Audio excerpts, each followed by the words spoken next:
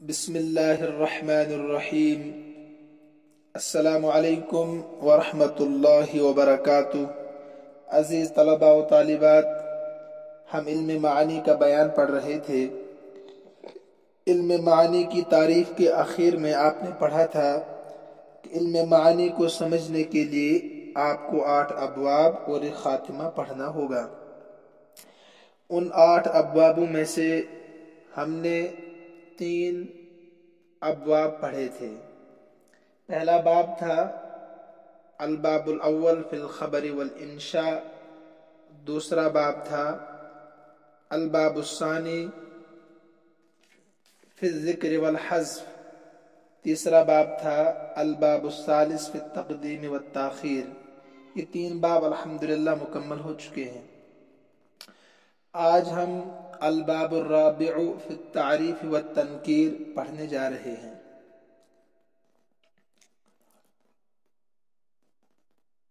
صاحب کتاب رحمۃ اللہ علیہ نے اس باب میں تعریف اور تنکیر کو بیان کیا ہے۔ آپ اس کو آسان لفظوں میں سمجھیں۔ پہلے مثلا کچھ موقع ایسے ہوتے ہیں کہ جب آپ کو معرفہ استعمال کرنا پڑتا ہے۔ مثلا میں کلاس میں آیا، مجھے کسی مخصوص انسان پر بات کرنی ہے، کسی مخصوص شخصیت کے متعلق مجھے گفتگو کرنی ہے، تو یہ موقع ہے تعریف کا۔ لیکن جب میں کلاس میں آیا اور مجھے مطلق کسی کے بارے میں بات کرنی ہے بغیر تعین کے، تو یہ موقع ہے تنکیر کا۔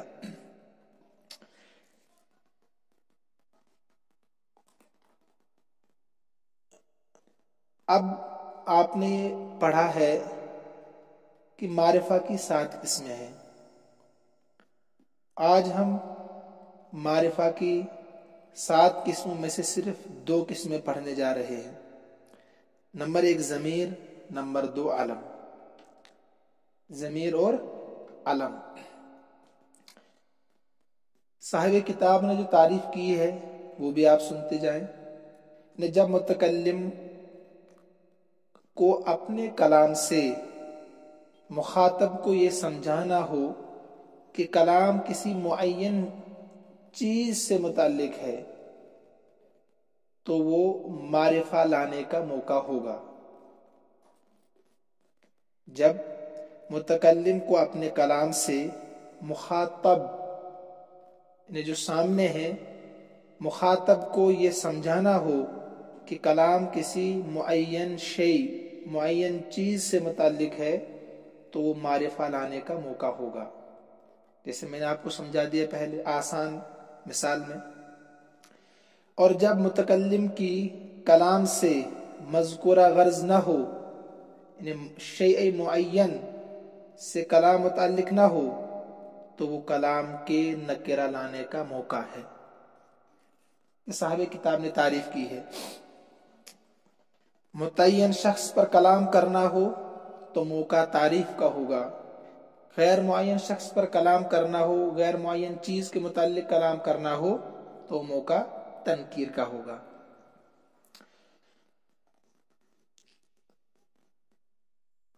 آپ پہلے عبارت کا ترجمہ دیکھیے، اس کے بعد میں باقی چیزیں سمجھانے کی کوشش کروں گا۔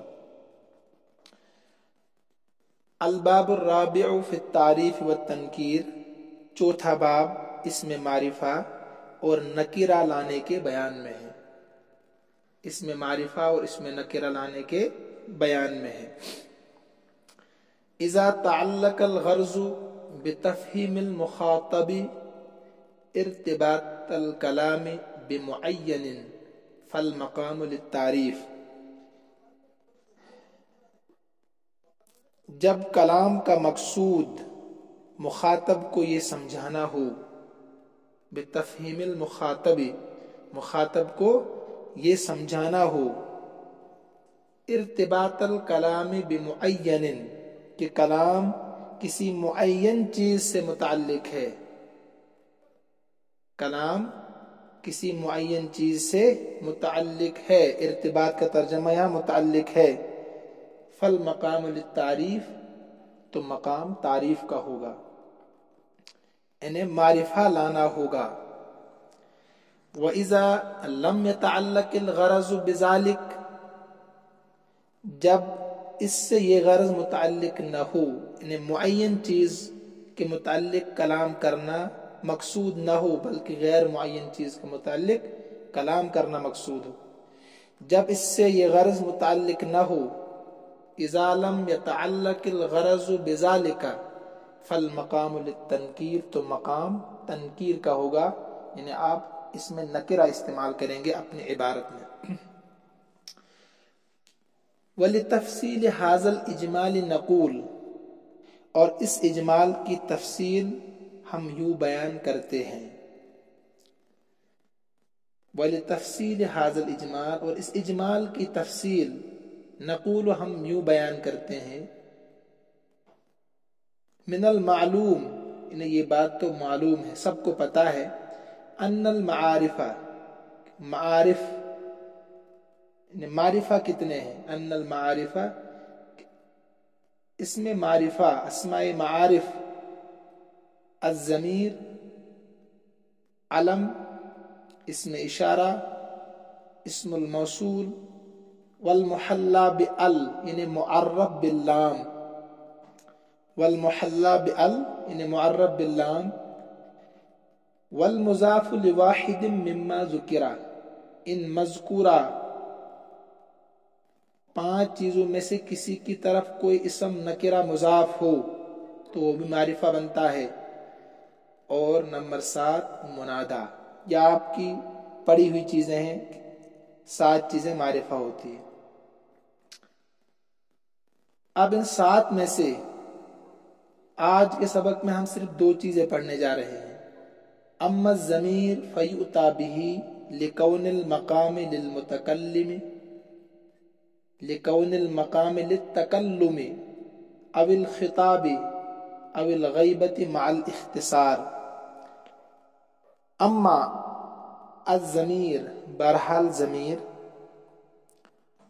فیؤتی بہ، اس کو لایا جاتا ہے، ترجمہ دیکھیے آخر سے، جہاں اختصار کے ساتھ تکلم یا خطاب یا غائب کا موقع ہو، یا شروع سے تکلم، خطاب، او الغیبتی یا غائب کا موقع ہو، مال اختصار، اختصار کے ساتھ، کس کے ساتھ؟ اختصار کے ساتھ۔ بہرحال ضمیر اس کو لایا جاتا ہے جہاں اختصار کے ساتھ، مال اختصار، اختصار کے ساتھ تکلم یا خطاب یا غائب کا موقع ہو، مقام کا ترجمہ موقع ہو۔ نحو جیسے انا رجوتک فی ھذا الامر، میں نے تجھ سے اس معاملے میں امید رکھی ہے، انا میں نے، رجوتک تجھ سے امید رکھی ہے، فی ھذا الامر اس معاملے میں۔ نمبر 2 وانت وعدتنی بانجازہ، اور تو نے مجھ سے وعدہ کیا ہے، وعدت تو نے وعدہ کیا، نی یا ضمیر متکلم مفعول بہ، نون وقایہ اس میں ہے، اور تو نے مجھ سے وعدہ کیا ہے بانجازہ، اس معاملے کے پورا کرنے کا، اس کام کے پورا کرنے کا۔ پہلے ہم یہاں تک سمجھتے ہیں، اس کے بعد اگلی عبارت پڑھیں گے۔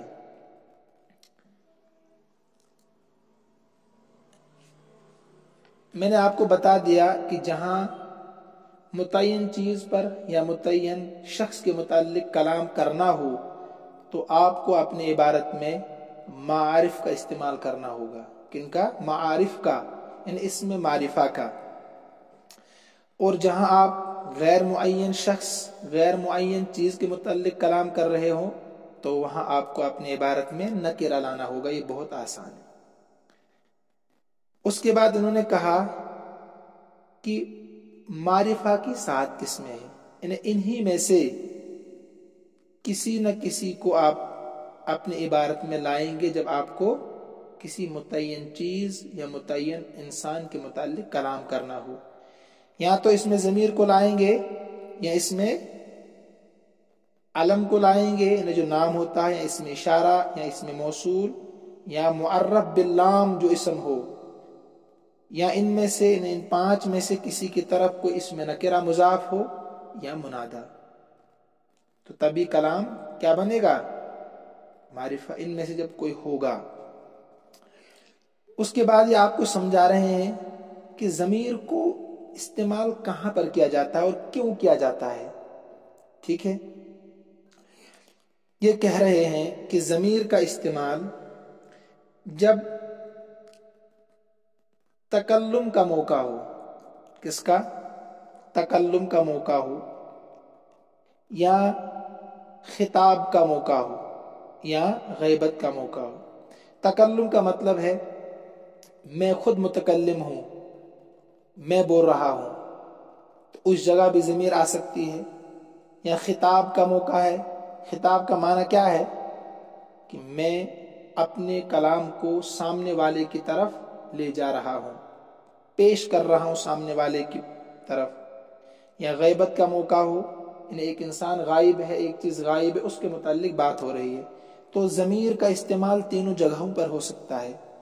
تکلم میں بھی، یعنی خود متکلم اپنی عبارت میں بھی پیش کر سکتا ہے، خطاب میں بھی پیش کر سکتا ہے، اور غیبت میں بھی پیش کر سکتا ہے. لہذا انہوں نے یہاں 2 مثالیں پیش کی ہے، ایک تو تکلم کی مثال یا خطاب کی مثال، یا تکلم کی مثال یا خطاب کی مثال. پہلی مثال تھی انا رجوتک فی ھذا الامر، انا رجوتک فی ھذا الامر. دوسری مثال ہے وانت وعدتنی بانجازہ. ایک چیز اور رہ گئی، ان 3 موقعوں پر ضمیر کا استعمال ہوگا، تکلم، خطاب یا غیبت. لیکن کیوں ہوگا؟ کلام کو مختصر کرنے کے لیے. آپ کے پاس وقت نہیں ہے اس لفظ کو ذکر کرنے کے لیے، اس اسم کو ذکر کرنے کے لیے، تو اب آپ اس کے بدلے میں ضمیر استعمال کر رہے ہیں. 2 چیزیں یاد رکھیے، ایک تو تکلم کا موقع ہوگا، خطاب کا، غیبت کا. نمبر 2 اختصار، کلام کو مختصر کرنے کے لیے آپ ضمیر کا استعمال کر رہے ہیں. دیکھیے میں آپ کو سمجھاتا ہوں جو عبارت میں مثالیں دی گئی ہیں. انا رجوتک فی ھذا الامر، اس میں انا رجوتک فی ھذا الامر میں 2 ضمیروں کا استعمال ہے. انا ضمیر، یعنی اس میں ظاہر کے بجائے انا لائے، تو یہ تکلم کا موقع ہے. کس کا؟ تکلم کا. دوسری ضمیر ہے تو، اس میں اشارہ اس بات کی طرف ہے چاہے ضمیر متصل ہو چاہے ضمیر منفصل ہو، دونوں اس میں شامل ہے. اشارہ کر دیا اس میں. انا ضمیر تو ہے منفصل اور تو ضمیر ہے متصل، تو موقع کس کا ہے؟ تکلم کا. تو انا رجوتک، اس میں ظاہر کے بجائے انہوں نے انا یہاں استعمال کیا ہے. مثلا یہاں آ سکتا تھا زید، انا کی جگہ زید آپ سے امید کرتا ہے فلاں کام میں، مگر زید کے بجائے ضمیر کو لائے کیونکہ تکلم کا موقع ہے، تو انا رجوتک فی ھذا الامر. ایک ضمیر متصل ہے، دوسری ضمیر منفصل ہے. اس کے بعد دوسری ضمیر استعمال ہے غائب کی. اسی کے دوسری مثال ہے، اس میں ہے خطاب کا موقع. وَأَنْتَ وَعَدْتَنِي بِإِنْجَازِهِ، اور تو نے مجھ سے وعدہ کیا ہے اس کام کے پورا کرنے کا بھی. اس میں دیکھیے ایک تو ضمیر ہے انت اور دوسری ضمیر ہے تا. انت ضمیر تو منفصل ہے، وَأَتَّ تا ضمیر ہے متصل. تو چاہے ضمیر منفصل ہو چاہے ضمیر متصل ہو، دونوں ضمیریں اس میں شامل ہیں.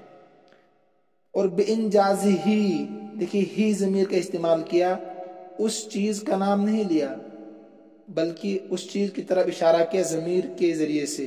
تو غائب کی مثال بھی اسی میں آ گئی.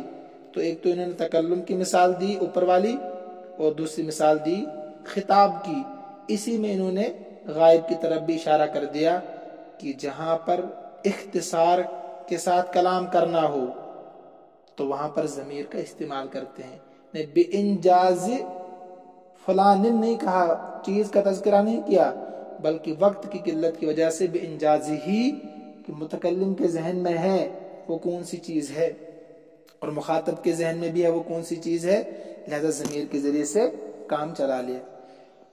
تو مجھے امید ہے کہ یہ دونوں مثالیں آپ کو سمجھ میں آئی ہوں گی. یعنی اختصار کی وجہ سے ضمیر کا استعمال ہوتا ہے، وقت کی قلت کی وجہ سے ضمیر کا استعمال کیا جاتا ہے. آگے دیکھیے، والاصل فی الخطاب، ایک مفید بات آپ کو بتا رہا ہے یہاں سے. والاصل فی الخطاب ان یکون لمشاہد معین، کہتے ہیں اصل جو ہے خطاب میں، اصل چیز جو ہے خطاب میں وہ کیا ہے؟ خطاب کا قاعدہ کلیہ تو یہ ہے کہ خطاب کسی مشاہد اور معین شخص کے لیے ہو، جس کو آپ نے دیکھا ہے یا جس پر آپ کی نظر ہے، یا کوئی معین شخص ہے اس کے لیے خطاب ہو.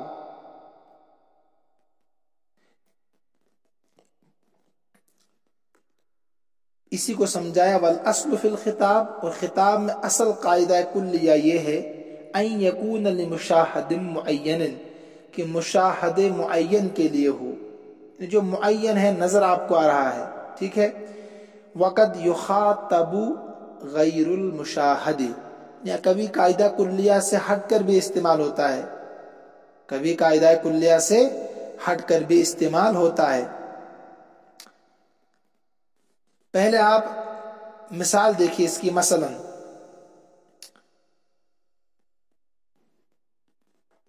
جو کتاب میں مثال دی گئی ہے، یہی مثال جسے انت وعدتنی، تو نے مجھ سے وعدہ کیا تھا اس کے پورا کرنے کا، یہ آپ کلام کر رہے ہیں انہیں مشاہد معین سے، معین شخص سے جو آپ کے سامنے ہے، ٹھیک ہے.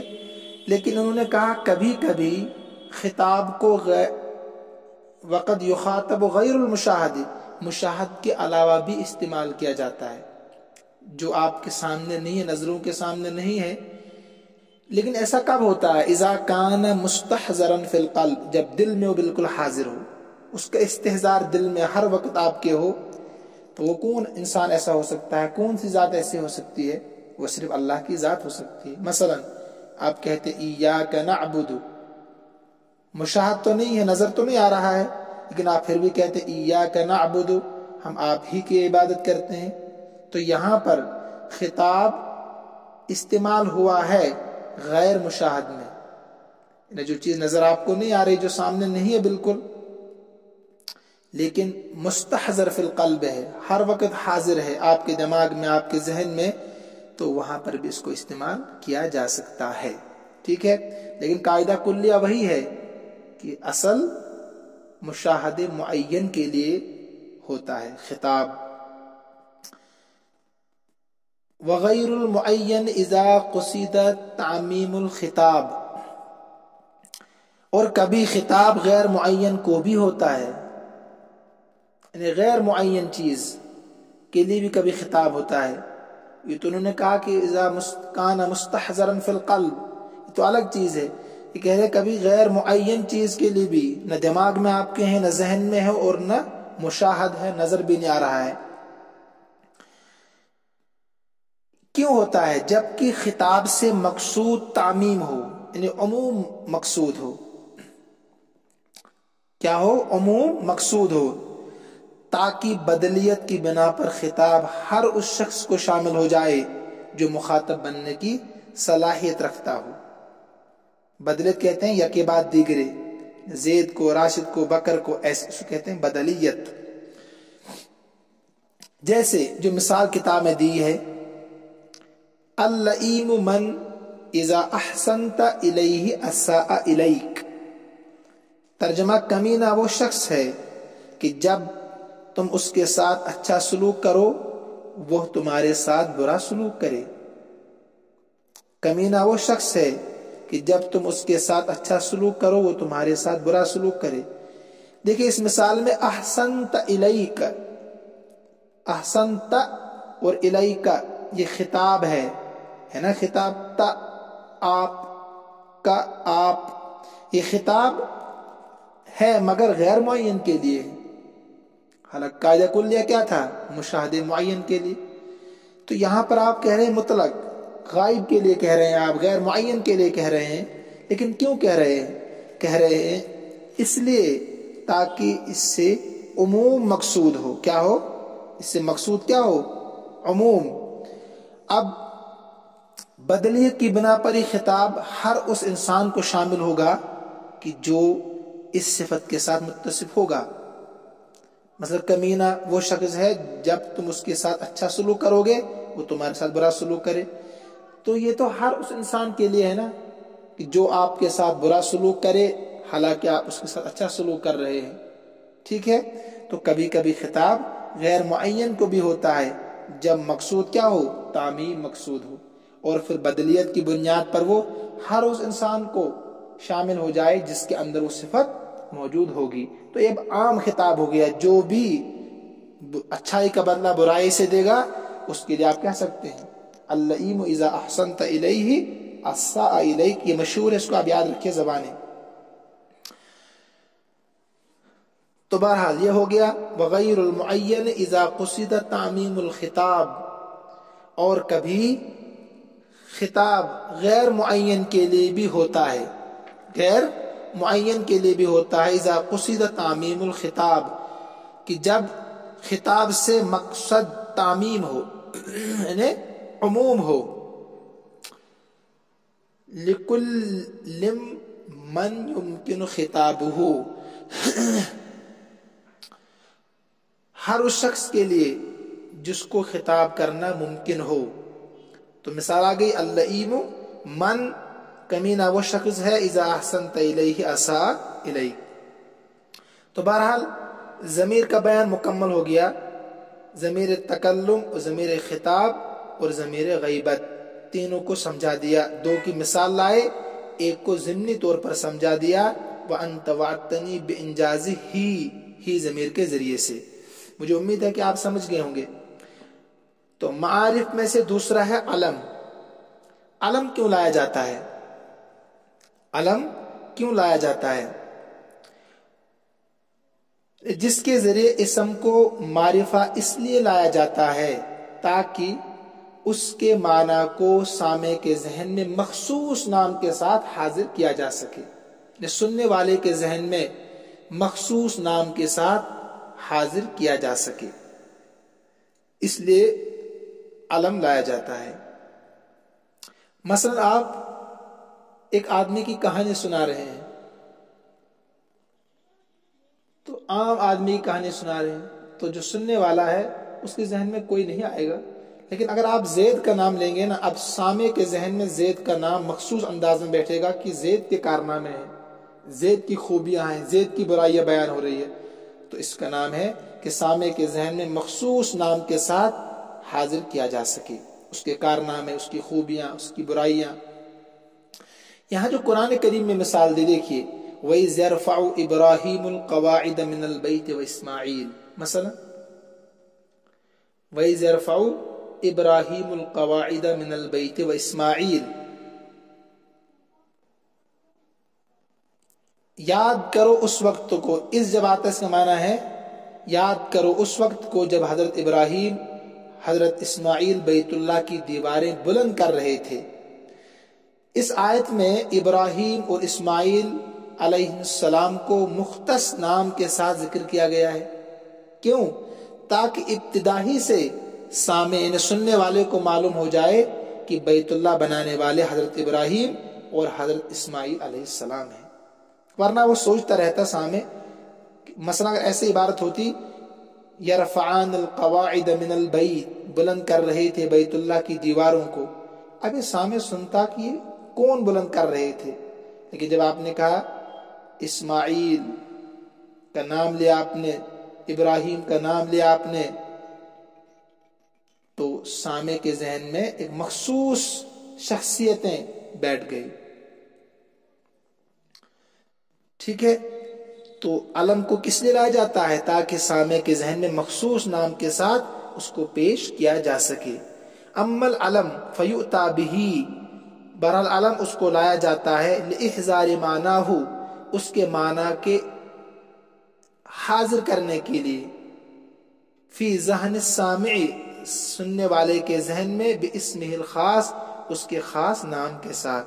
نحو وَإِذْ يَرْفَعُ إِبْرَاهِيمُ الْقَوَاعِدَ مِنَ الْبَيْتِ وَإِسْمَاعِيلُ، یاد کرو جب بلند کر رہے تھے ابراہیم علیہ السلام بیت اللہ کی دیواروں کو اور اسماعیل علیہ السلام۔ لیکن وقد یقصد بہ مع ذالک اغراض اخری، کبھی علم کے ساتھ دوسری اغراض بھی مقصود ہوتی ہے۔ اصل تو بتا دی لاحضار معناہ فی ذہن السامع باسمہ الخاص، لیکن کہتے ہیں کبھی اس کے علاوہ بھی علم استعمال کیا جاتا ہے دوسرے مقاصد کے لیے، ارادہ کیا جاتا ہے بھی اس کے ذریعے سے، مع ذالک اس کے ساتھ، اغراض اخری دوسرے مقاصد کو بھی، یعنی ارادہ کیا جاتا ہے دوسرے مقاصد کے لیے بھی اس کا استعمال ہوتا ہے۔ جیسے تعظیم کے لیے، کس کے لیے؟ تعظیم کے لیے، یعنی جب اس تعظیم کا مفہوم اس میں موجود ہو۔ مثلا رکیب سیف الدولہ، سیف الدولہ سوار ہوا۔ اب دیکھیے ایک اسم خاص کے ساتھ سننے والے کے ذہن میں سیف الدولہ کی ذات حاضر ہو گئی کہ ہاں سیف الدولہ سوار ہو گیا، ایک دم ذہن میں آ گیا سیف الدولہ کون تھا، کیا تھا، اور ساتھ میں تعظیم بھی ہے۔ کیسے تعظیم ہے؟ انہیں سیف بمانا تلوار، دولہ کے معنی الدولہ ملک، ملک کی تلوار۔ تو ایک تو سیف الدولہ کا خاص نام ذہن میں آ گیا خاص صفات کے ساتھ، اور نمبر 2 تعظیم بھی اس میں ہے، ملک کی تلوار ہے وہ، ٹھیک ہے۔ تو یہاں پر کیا ہے؟ تعظیم مقصود ہے۔ پہلا مقام کون سا تھا؟ تعظیم کا، نحو رکیب سیف الدولہ، سیف الدولہ سوار ہو گئی۔ نمبر 2 والاہانہ فی نحو ذهب صخر، کبھی اہانت کی غرض سے علم کے ساتھ معرفہ لایا جاتا ہے۔ یعنی علم کو کیوں لایا جاتا ہے؟ کبھی اہانت، توہین کے لیے بھی، مگر جب اس علم میں یعنی اس نام میں معنی وضعی کے اعتبار سے اہانت اور ذلت کا معنی موجود ہو۔ وضعی کا مطلب کیا ہے کہ واضعین نے، اہل لغت نے، اہل زبان نے جب اس کو بنایا تھا، اس لفظ کو، اس کے معنی ہی کیا تھے؟ اہانت کے ہی تھے۔ تو اب یہ نام رکھا گیا ہے تو یہاں اس کے معنی خود بخود اس سے ظاہر ہو جائیں گے۔ دیکھیے مثلا آپ کہہ رہے ہیں ذہب صخر، صخر چلا گیا، صخر چلا گیا یعنی اس کا خاتمہ ہو گیا، اس کا خاتمہ ہو گیا۔ اس میں خاص کے ساتھ سامع کے ذہن میں صخر کی ذات حاضر ہوئی، اور اس کے ساتھ اس کی توہین بھی مقصود ہے۔ کیسے توہین؟ انہیں صخر بمانا چٹان ہے کہ بڑا سخت دل انسان تھا۔ کیا تھا؟ سخت دل انسان تھا۔ تو ایک تو صخر کہہ کر ایک خاص انسان آپ کے ذہن میں آ گیا، اور دوسری بات یہ کہ اس کی صفت بھی ظاہر ہو گئی کہ صخر کے معنی ہے چٹان، بڑا سخت دل انسان تھا، اچھا انسان نہیں تھا۔ تو توہین بھی آ گئی اور خاص شخص بھی ذہن میں آ گیا، دونوں چیزیں۔ جسے سیف الدولہ میں خاص آدمی بھی ذہن میں آ گیا اور اس کی تعظیم بھی ہو گئی کہ ملک کے لیے تلوار ہے۔ تو یہاں پر بھی دو چیزیں، ایک تو صخر، ایک خاص انسان ذہن میں آ گیا جس کا نام تھا، اور دوسری بات یہ کہ وہ سخت دل انسان ہے، صخر بمانا چٹان۔ والکنایہ، کہتے ہیں کنایہ کے لیے بھی کبھی علم لایا جاتا ہے۔ اصل ذہن میں رکھے، اصل کس لیے لایا جاتا ہے علم؟ سامع کے ذہن میں مخصوص نام کے ساتھ اس کو حاضر کیا جائے، لیکن کبھی ان مقاصد کے لیے بھی ساتھ میں استعمال ہوتا ہے۔ نحو کنایہ ان معنن یصلح اللفظ لہ، کبھی اسے کسی معنی سے کنایہ کی غرض سے علم کے ساتھ معرفہ لایا جاتا ہے جس کے لیے لفظ علم صلاحیت رکھتا ہو۔ یصلح اللفظ لہ، جس کنایہ معنی کے لیے لفظ یصلح صلاحیت رکھتا ہو۔ ترجمہ دیکھیے پھر، کسی معنی سے کنایہ کی غرض سے، ان معنن والکنایۃ عن معنن کا ترجمہ کسی معنی سے کنایہ کی غرض سے، یصلح اللفظ لہ یعنی جس کی لفظ صلاحیت بھی رکھتا ہو۔ مثلا تبت یدا ابی لہب، فی نحو تبت یدا ابی لہب، کہ ابو لہب کے ہاتھ ٹوٹ گئے، ابو لہب کے ہاتھ ٹوٹ گئے۔ دیکھیے اس میں خاص کے ساتھ یعنی ابو لہب، اس میں خاص کے ساتھ سامع کے ذہن میں ابو لہب کی ذات حاضر ہو گئی، ہوگی کہ نہیں؟ ابو لہب نام ہے نا ایک، تو ایک دشمنان اسلام کا نام ہے، دشمن اسلام کا نام۔ تو تبت یدا ابی لہب، و تب جب کہا گیا تو سامع کے ذہن میں ابو لہب کی ذات حاضر ہو گئی۔ پھر کنایہ دیکھیے، پھر جہنمی ہونے سے کنایہ کر دیا۔ دو چیزیں ہو گئی نا اس میں، ایک تو تبت یدا ابی لہب و تب، ٹھیک ہے، ایک تو نام آگے ذہن میں مخصوص، اچھا وہ ابو لہب جو آپ صلی اللہ علیہ وسلم کا دشمن تھا، اسلام کا دشمن تھا۔ پھر ساتھ میں کہا و تب، اس کے دونوں ہاتھ ٹوٹ گئے، تباہ برباد ہو گیا، تو اس کے جہنمی ہونے کو بھی اسی سے بتا دیا گیا۔ تو کنایہ ہو گیا جہنمی ہونے سے، اور ایک خاص انسان کا نام بھی آپ کے ذہن میں آ گیا جو علم کا اصلی تصور ہے۔ چونکہ ابو لہب اسلام کا دشمن تھا کہ نہیں، تو لہب جو ہے نا، لہب شعلے کو کہتے ہیں، اور حقیقی شعلہ کیا ہے؟ وہ جہنم کا ہی ہوتا ہے۔ تو اس لیے ابو لہب انہیں شعلہ والا کہہ کر اس کے مسمى کو جہنمی سے کنایہ کر دیا کہ وہ واقعتاً لہب ہی ہے، یعنی شعلہ والا ہی ہے، جہنم میں جلنے والا ہے۔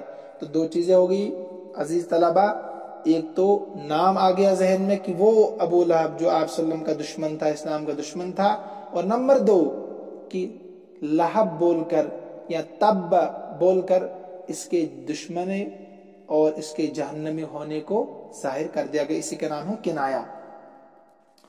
تو لہٰذا مجھے امید ہے کہ آج کا سبق آپ سمجھ گئے ہوں گے۔ یعنی معارف کی 7 قسموں میں سے ہم نے صرف 2 قسمیں پڑھی، ایک تو ضمیر، ایک اسم علم۔ تو ضمیر میں آپ کو بتا دیا گیا ضمیر کو کیوں لایا جاتا ہے، کبھی تکلم، کبھی خطاب، کبھی غیبت کا جب موقع ہو، لیکن اختصار کے ساتھ اس وقت ضمیر کا استعمال ہوتا ہے۔ اور علم کو کیوں لایا جاتا ہے؟ علم کو سامع کے ذہن میں مخصوص نام کے ساتھ اس کو بٹھانے کے لیے لایا جاتا ہے، اور اس کے علاوہ بھی کبھی علم استعمال ہوتا ہے، یعنی علم تو ہوتا ہی ہے لیکن ساتھ میں کبھی تعظیم کے لیے، کبھی اہانت کے لیے، کبھی کنایہ کے لیے علم استعمال کیا جاتا ہے۔ تو مجھے امید ہے کہ انشاءاللہ الرحمن آج کے سبق بھی آپ سمجھ گئے ہوں گے۔ یہ سبق طویل تو بہت ہے مگر الحمدللہ آسان ہے، اس لیے گھبرانے کی ضرورت نہیں ہے، آپ محنت کریں۔ اللہ رب العزت ہم سب کا حامی و ناصر ہو، اللہ رب العزت ہمیں اپنے امن و امان میں رکھے۔ ھذا من عندی واللہ اعلم و احکم۔